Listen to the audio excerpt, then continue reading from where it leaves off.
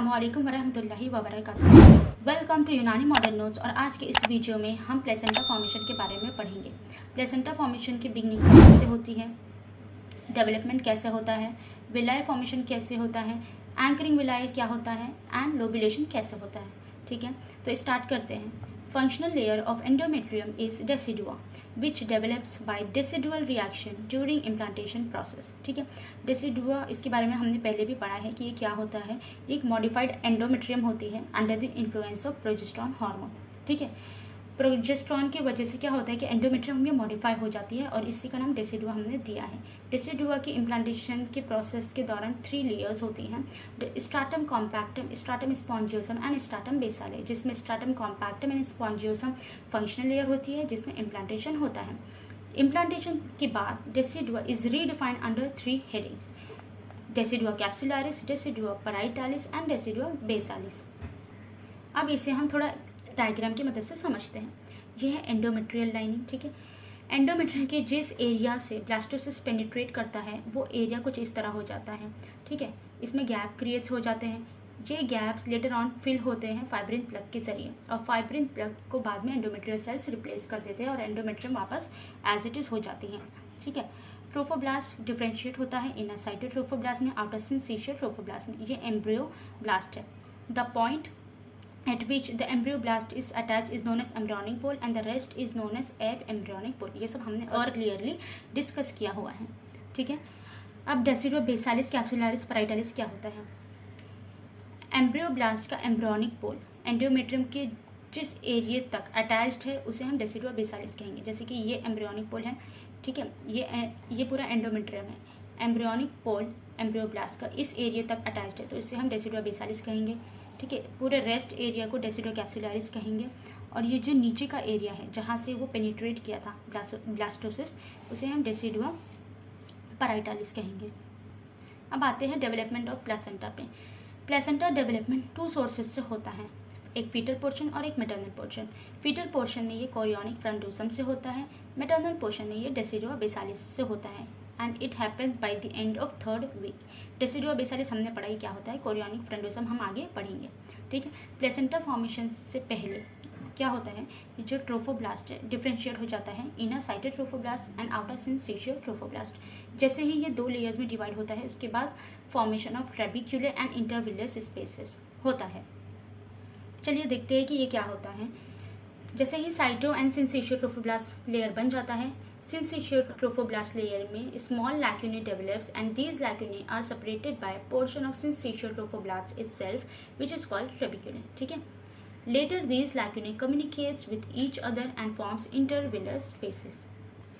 इसे हम थोड़ा डायग्राम की मदद से समझेंगे कि ये syncytial trophoblast है, ये साइटोट्रोफोब्लास्ट है पिंक कलर का। ठीक है, साइटोट्रोफोब्लास्ट, ये है सिंसीशियल ट्रोफोब्लास्ट। साइटोट्रोफोब्लास्ट क्या होता है, ये यूनि न्यूक्लिएटेड होता है with well defined cell membrane, जबकि सिंसीशियल ट्रोफोब्लास्ट के जो सेल मेम्ब्रेन हैं वो डिसॉल्व हो जाते हैं और इट बिकम्स मल्टी न्यूक्लिएटेड। ये जो डॉट डॉट देख रहे हो ये न्यूक्लियस है, it becomes multi nucleated. Later on क्या होता है कि सिंसीशियल ट्रोफोब्लास्ट में लैक्यूनेस डेवलप होना स्टार्ट कर देते हैं। 2 लैक्यूनेस के बीच में जो सिंसीशियल ट्रोफोब्लास्ट का एरिया होता है, ठीक है, ये 2 लैक्यूनेस है, इनके बीच में ये सिंसीशियल ट्रोफोब्लास्ट का जो पोर्शन है इसे हम ट्रेबिक्युलर कहते हैं। ठीक है, एंडोमेट्रियम में मैटरनल ब्लड वेसल्स होते हैं, आर्टरीज एंड वेन्स। ठीक है, ये ब्लड वेसल्स क्या होता है, सिंसीशियल ट्रोफोब्लास्ट की लाइटिक एक्टिविटी की वजह से इनका जो ब्लड वेसल्स है इसमें इरोजन हो जाता है। इरोजन होने के बाद ये ब्लड वेसल्स का लैक्यूनेस के साथ ये लिंक कर जाता है, यानी एनास्टोमोसिस हो जाता है, जिससे मैटरनल ब्लड लैक्यूनेज में फिल हो जाते हैं। जब ये इस तरह से एनास्टोमोसिस हो जाता है ब्लड वेसल्स का लैक्यूनेज के साथ, तो इसे हम कहते हैं कि first sign of development of uteroplacental circulation. ठीक है,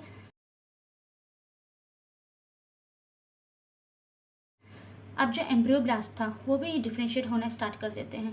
एम्ब्रियोब्लास्ट की लेयर्स अपने आप को इस तरह से अरेंज कर लेती है, upper columnar layer and the lower cuboidal layer. जो अपर कॉलमनार लेयर है उसे हम एपिब्लास्ट कहते हैं एंड लोअर क्यूबॉइडल लेयर को हम हाइपोब्लास्ट कहते हैं। जब एम्ब्रियोब्लास्ट साइटोट्रोफोब्लास्ट से डिटैच्ड होता है तो अपने साथ उसके कुछ सेल्स की लेयर लेकर आ जाता है और ये लेयर अपने आप को इस तरह से अरेंज करते हैं और एक कैविटी बनाते हैं जिसको हम एमनियोटिक कैविटी कहते हैं। इसी तरह लोअर साइड में भी कैविटी बनती है साइटोट्रोफोब्लास्ट के सेल्स की, जिसे हम प्राइमरी यॉर्क सैक कहते हैं।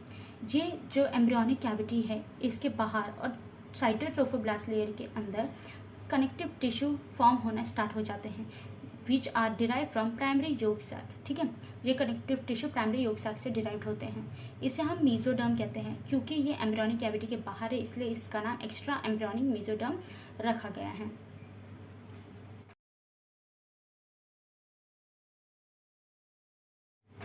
अब आते हैं कि प्लेसेंटल डेवलपमेंट ये एक्चुअली कैसे होता है।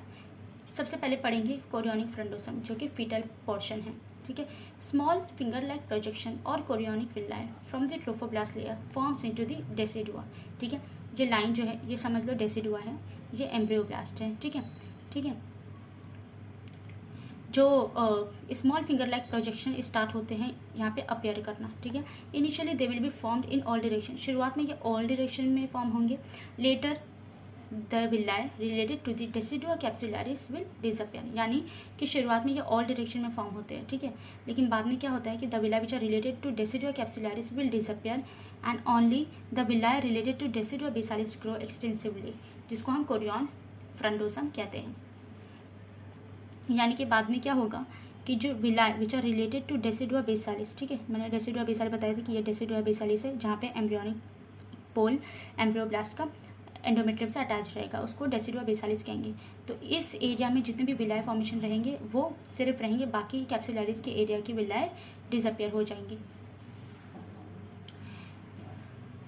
अब इसे थोड़ा डायग्राम की मदद से समझते हैं।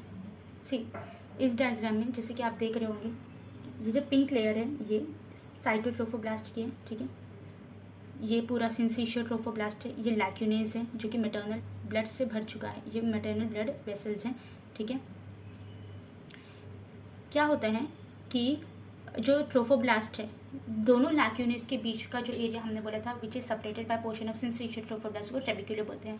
तो इस ट्रेबिक्यूले एरिया में क्या होता है कि जो साइटोट्रोफोब्लास्ट के कुछ सेल्स इन्वेट करना इस तरह से स्टार्ट कर देते हैं, और ये जब इन्वेट करते हैं तो ये नेबरिंग ट्रेबिक्यूले के साइटोट्रोफोब्लास्ट सेल्स के साथ एक लिंक बनाना स्टार्ट कर देते हैं इस तरह से through out the circumference of the blastocyst. तो इस तरह से ये एक आउटर शेल बना लेता है जिसे हम साइटोट्रोफोब्लास्टिक शेल कहते हैं।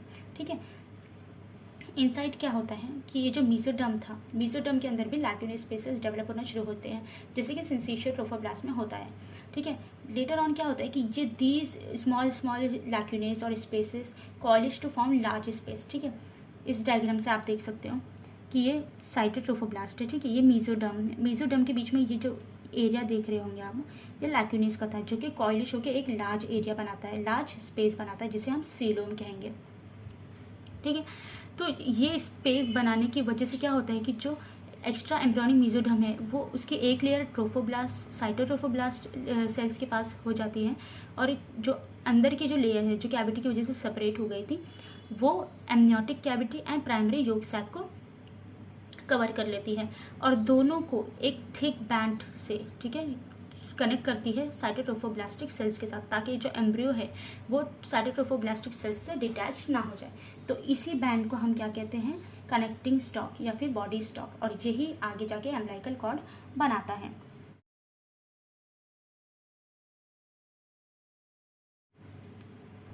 ठीक है, हमने देख लिया कि पहली साइन क्या होती है यूट्रोप्लासेंटल सर्कुलेशन की। लैक्यूनेज डेवलप हो गया, मैटरनल ब्लड वेसल्स का एनास्टोमोसिस हो गया, एनास्टोमोसिस की वजह से जो मैटरनल ब्लड है वो लैक्यूने में भरना स्टार्ट हो जाते हैं। ठीक है, ये यूट्रोप्लासेंटल डेवलपमेंट या सर्कुलेशन का प्राइमरी साइन होता है। ठीक है, उसके बाद क्या होता है कि कोरियोनिक फ्रंडोसम यानी विलाइज थ्रू आउट एम्ब्रियो के स्टार्ट होते हैं ग्रो करना। जो कैप्सुलरिस एरिया के विलाई होते हैं वो डिसअपियर हो जाते हैं and villi related to the decidua basalis only remains. ठीक है, हमने देखा कि अंदर कैसे डिफ्रेंशिएशन हुआ, एमनियोटिक कैविटी बनी, प्राइमरी यॉर्क सैक बना। ठीक है, एक्स्ट्रा एम्ब्रियोनिक मीजोडर्म में एक सीलोम बनी, और जिसकी वजह से हमको कनेक्टिंग स्टॉक मिला। ठीक है, जो लेटर ऑन अम्बिलिकल कॉर्ड बनाएगा। अब क्या होगा, डेवलपमेंट ऑफ विलाई डेवलपमेंट होगा। तो विलाई डेवलपमेंट क्या होता है, 3 टाइप्स के होते हैं, primary villi, secondary and tertiary.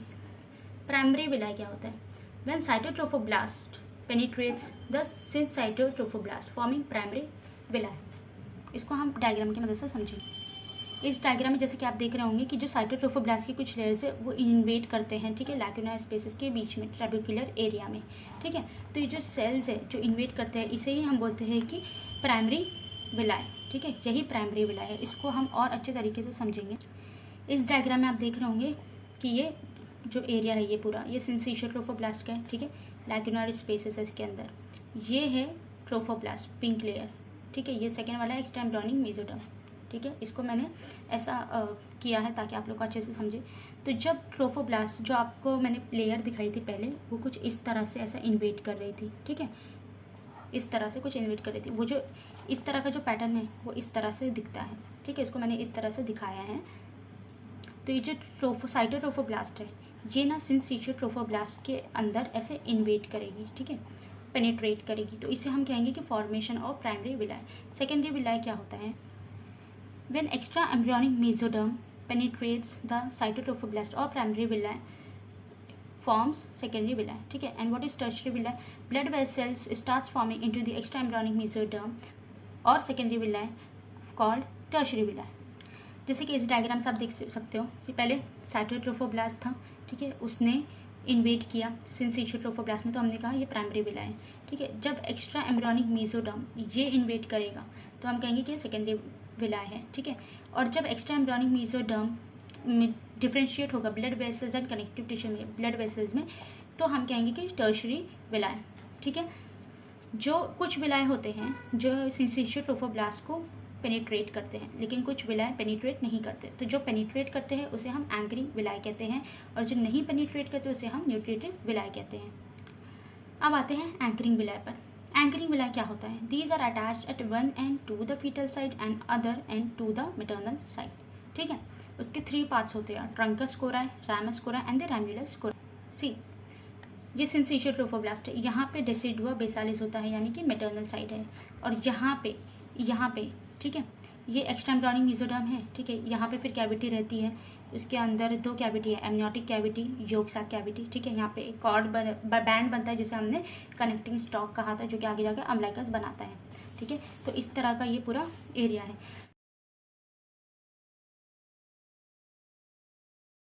अब एंकरिंग विलाय क्या होता है कि वो विलाय जो एक साइड में मैटरनल को अटैच रहे और एक साइड पे फीटल साइड को अटैच रहे, ठीक है। इसके 3 पार्ट्स हैं। ट्रंकस कोराई ये क्या होता है? ये मेन ट्रंक होता है विलस का। रैमस कोराई क्या होता है? ये स्मॉल ब्रांचेस होता है which are arising from the truncus chorii. And ramulus chorii क्या होता है? Smaller branch arising from the ramus chorii. इसको हम थोड़ा डायग्राम की मदद से समझेंगे कि एक्चुअली क्या होता है। सी जो विलाय मैंने आपको ऐसा ऊपर दिखाया था, ठीक है, ये आपको मैंने समझने के लिए दिखाया था, ये एक्चुअल में ऐसा नहीं होता है, ये अंदर से इस तरह से कुछ होता है। सी ये पूरा कुछ इस तरह से होता है। ये पिंक कलर की जो लाइन है वो साइटोट्रोफोब्लास्टिक लेयर है, ये एक्स्ट्रा एम्ब्रियोनिक मेसोडर्म, इसके अंदर ब्लड वेसल्स फॉर्मेशन हो गई, ठीक है। ये बन गया टर्शियरी विलाय, ठीक है। इसकी ब्रांचेस होती है और उसकी सब ब्रांचेस होती है, तो ये कहेंगे कि ये एक विलाय है। ये और भी ब्रांच्ड होता है, तो ये एक विलाय है, ठीक है। अब इसमें जो एंकरिंग विलाय क्या होता है? एंकरिंग विलाय क्या होता है कि जब ये एक तरफ से मैटरनल साइड एंड दूसरी तरफ से फीटल साइड अटैच्ड हो, ठीक है। इसमें ट्रंकस कोराई क्या होता है? जो मेन ब्रांच होती है, ये सबसे बड़ी वाली ब्रांच, इसको ट्रंकस कोराई कहते हैं। रैमस कोराई क्या होता है कि branch arising from the truncus Core i. Trunks Core i से जो ब्रांच अराइज हो रही है, निकल रही है, उसे हम रैमस कोराई कहते हैं। और रैम्युलस कोराई किसको कहते हैं? रैमस कोराई से, ये रैमस कोराई है, ठीक है, रैमस कोराई से ये ब्रांच अराइज हो रही है, तो इसे हम कहेंगे रैम्युलस कोराई। ये truncus chorii, ramus chorii and ramulus chorii.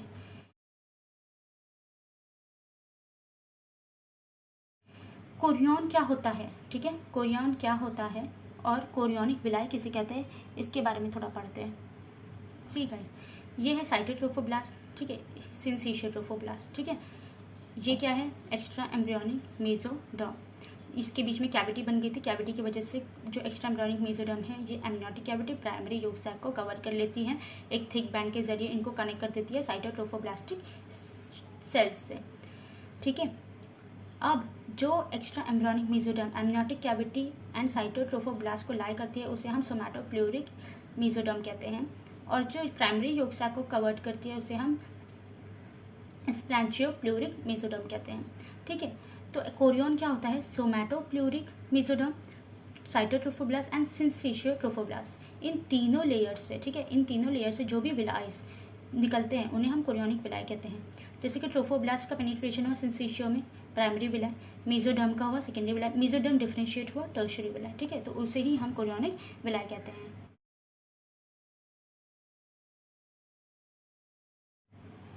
See guys, ये विलाय फॉर्मेशन हो गया, ठीक है, syncytiotrophoblast, cytotrophoblast, extraembryonic mesoderm, mesoderm differentiate हुआ ब्लड वेसल्स में, ठीक है, ये पूरा एक विलाय फॉर्मेशन हो गया, ठीक है। और इस विलाय के अंदर एंकरिंग विलाय क्या होता है ये मैंने आपको बता दिया। अब इसका लोब्यूलेशन क्या होता है इसके बारे में पढ़ेंगे, ठीक है।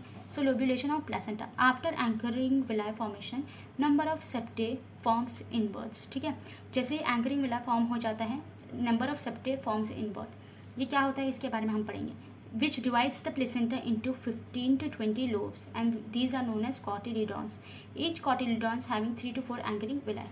सी, जैसे ही ये एंकरिंग विलाय फॉर्म हुआ, ठीक है, उसके बाद क्या होता है कि प्लेसेंटा का लोब्यूलेशन हो जाता है। लोब्यूलेशन मतलब सेप्टे फॉर्म होने लगते हैं। ये जो ब्लैक कलर की लाइन दिख रही है वो डेसिडुआ बेसालिस है, ठीक है। डेसिडुआ बेसालिस क्या करता है कि ये अपने आप को इनवर्डली पेनिट्रेट करता है, ठीक है। इनवर्टली जब ये पेनिट्रेट करता है तो उसे हम डेसिडुआ सेप्टेट कहते हैं। इस एरिया को हम डेसिडुआ सेप्टेट कहते हैं। पेनिट्रेशन की वजह से ये प्लेसेंटा को लोब्यूल्स में डिवाइड कर देता है। ये एक लोब्यूल हो गया, ये एक लोब्यूल हो गया और ये एक लोब्यूल हो गया, ठीक है। And the lobule, this lobule, each lobule is a functional unit of placenta, ठीक है। और एक लोब्यूल के अंदर 3 से 4 एंकरिंग विलाय रहते हैं, ठीक है। अभी तो यहाँ पे मैंने दो ही दिख रहे हैं, बट एक लोब्यूल के अंदर 3 से 4 एंकरिंग विलाय रहते हैं, ठीक है। और इसी लोब्यूल को कॉटिलिडन का नाम दिया गया है, ठीक है। तो इस तरह से पूरा डेवलपमेंट ऑफ प्लेसेंटा होता है,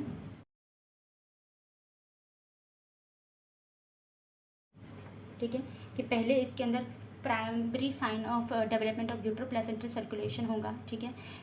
लैक्यूने बनेंगे, मैटरनल ब्लड वेसल्स का इरोजन होगा, एनास्टमोसिस होगी, मैटरनल ब्लड वेसल हो जाएंगे। उसके बाद क्या होगा कि मेसोडर्म बनेगा। मेसोडर्म क्या है कि दोनों एमनियोटिक कैविटी के बाहर connective tissues which are derive from the yolk sac वो स्टार्ट हो जाएंगे डेवलप होना, और उसको हमने एक्स्ट्रा एम्ब्रियोनिक मेसोडर्म का नाम दिया है। 2 कैविटीज़ बनती है, ठीक है, amniotic cavity and yolk sac, और ये दोनों साइटोट्रोफोब्लास्टिक सेल से अटैच होते हैं थ्रू अ बैंड जिसको हम कनेक्टिंग स्टॉक कहते हैं, जो आगे जाके अम्बिलिकल कॉर्ड बनाएगा, ठीक है। उसके बाद विलस फॉर्मेशन होता है। विलस फॉर्मेशन कैसे होता है कि जो साइटोट्रोफोब्लास्टिक सेल्स है वो सिंसिशियोट्रोफोब्लास्ट के अंदर इन्वेट करता है और ये नेबरिंग ट्रैबिक्यूले के साइटोट्रोफोब्लास्टिक सेल्स के साथ एक कनेक्टिंग लिंक बनाता है, या जिसे हम कहते हैं, या एक शेल बनाता है, कोर बनाता है, जिसे हम साइटोट्रोफोब्लास्टिक शेल कहते हैं, ठीक है। उसके बाद क्या होता है, जैसे ट्रोफोब्लास्ट का इन्वेजन हुआ, एक्स्ट्रा एम्ब्रियोनिक मेसोडर्म का भी इन्वेजन होगा। इन्वेजन होता है तो हम इसे कहते हैं सेकेंडरी विलाय, और जब एक्स्ट्रा एम्ब्रियोनिक मेसोडर्म का डिफरेंशिएशन होता है into blood vessels and connective tissue तो हम कहते हैं कि टर्शियरी विलाय बन चुका है। एंकरिंग विलाय क्या होते हैं कि जो मेन ट्रंक होता है, एंकरिंग विलाय सबसे पहले क्या होता है कि maternal side and fetal side से अटैच रहता है, ठीक है। जो मेन ट्रंक होता है एंकरिंग विलाय का उसे हम ट्रंकस कहते हैं। जो उसकी ब्रांचेस होती है उसको रैमस कहते हैं, और रैमस की फर्दर ब्रांचेस को रैमिलस कहते हैं। एंकरिंग विलाय फॉर्मेशन के बाद लोब्यूलेशन होता है। लोब्यूलेशन कैसा होता है कि जो डेसिडुआ बेसालिस होती है वो फर्दर अपने आप को इन्वेट करती है, ठीक है, सिंसिशियोट्रोफोब्लास्ट के अंदर, तो इस सेप्टेट बनाती हैं जिसे हम डेसिडुअल सेप्टेट कहते हैं। ये प्लेसेंटा को 15 से 20 लोब्यूल्स में डिवाइड कर देती हैं, और ईच लोब्यूल को हमने कॉटिलिडन का नाम दिया गया है, और ईच लोब्यूल के अंदर 3 से 4 एंकरिंग विलाय होते हैं। तो इसी के साथ हम प्लेसेंटा फॉर्मेशन को ख़त्म करते हैं, ठीक है। इंशाल्लाह इसके नेक्स्ट वीडियो में हम एबनॉर्मलिटीज़ ऑफ प्लेसेंटा पढ़ेंगे। गाइज़, अगर आपको मेरी वीडियो अच्छी लगी हो तो प्लीज़ इसे लाइक एंड सब्सक्राइब करना ना भूलें। Thank you.